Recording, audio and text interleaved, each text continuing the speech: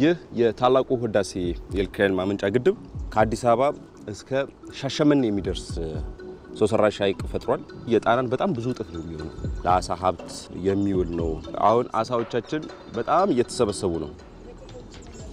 እንደዛ አይደለም እሺ ተሳሳቀ እንደዚህ ትንሽ መውጣት አለበት።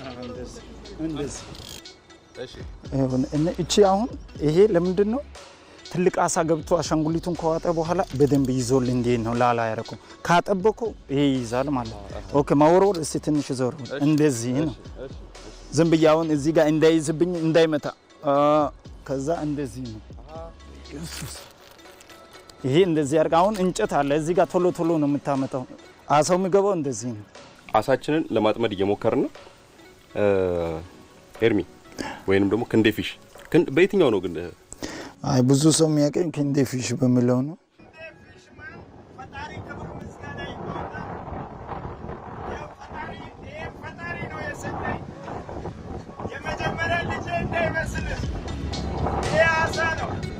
ምን ያህል ኪሎ የሚመዝኑ ከዚህ ቀደም 120 ኪሎ የሚመዝኑ አሳዎች እንዳሉ ምናምን እንደዚህ አይነት መረጃዎችን ሰምቼ ነበር አይታል እኔ እንኳን በብዛት እዚህ ላይ በጣም ትላልቅ ነው ያለው ምክንያቱም እዚህ ላይ ያለው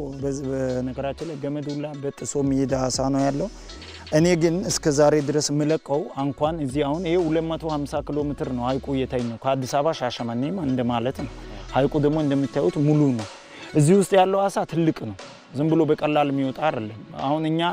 120 ኪሎ ምናምን ያለው አሳ ወራጁ ላይ ያለው ነው እዚህ ላይ ምን ያክል እንዳለ ሰው አውጥቶ ተመዝኖ አያውቅም እንደምታዩት ነው ሐይቁ በጣም ረጅም ነው ትልቅ ነው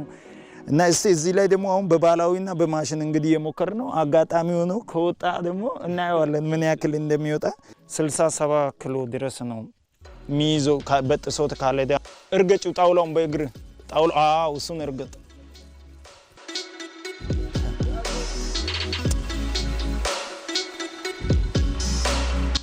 አሁን እዛ ላይ ነው እንግዲህ ይሄ ባላዊ ነው አሁን በምንድነው የሚታወቀው አሳዝ ይዞት ከሄደ እዚህ ጋር ገመዱን ይዞት ይሄዳል ማለት ነው ከዋቀ አሳው እዛ ላይ ገብቶ ከሆነ ከብሎን ጋር ወደ ጥልቅ ነው የሚወርደው ይዞት ይሄዳል ይሄንን ይዞት ይሮጣል ይህ አሳ ምን ያህል ሀብት ሆኗል አንተ ነህ ይኸው ግፊት እሺ በጣም ብዙ ነገር አለ ሀገራችን የምር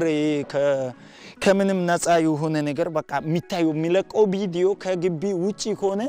እዚህ ውስጥ ያለው ለዓለም ህዝብ ይበቃል በቃ አሳው ብቻ ማኖር ይችላል ሰላም ከሆነን ድረስ ይሄ አሳው ብቻ ማኖር ይችላል በቃ ሰው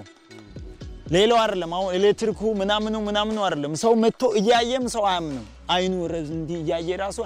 ይሄ በዚህ ውስጥ እኔ ከወጪው ውሃ ላይ ነው ያ ሁላ ፖስት ማድረገው ከግቢ ውጪ በሚዘጋ ውሃ ላይ ነው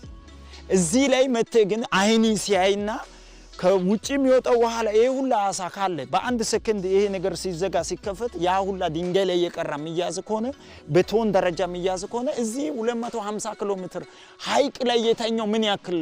መሆን ይችላል ነው እኔ አሁን ምንድነው ቪዲዮውን መስራው ለግንዛቤ ነው ብዙ ነገር እንዳለን ሰው እንዲያቅ ነው ደሞ ነው ለሞከራል እቺ ነገር ትንሽ እንፍታት ኦኬ እቺን ያዝና አንተ እሷን ያዛት ምክንያቱም ይሄ አሳ ነው አይደል ትናንሾች ይሄ ነው አሁን ይሄን ለማብላት ጨለም ስል ይመጣሉ ይሄ እንደዚህ ነው አንተን እንደዚህ ትንሽ ምፈራው እሱ እንደዚህ ቀጥሏል ይላል ምን የሆነ ስሜት ያለው መሰለኝ አሳ አለ ተይዟል የሆነች አሳ አለች